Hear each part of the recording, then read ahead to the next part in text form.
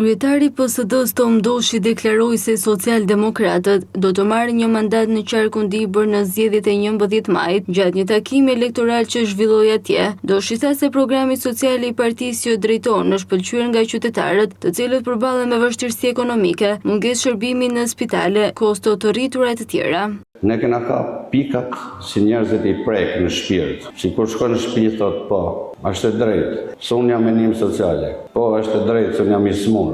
Jeni bashkuar të majtë djathtë me na mbështet. Sepse po mbështetni vendin tuaj.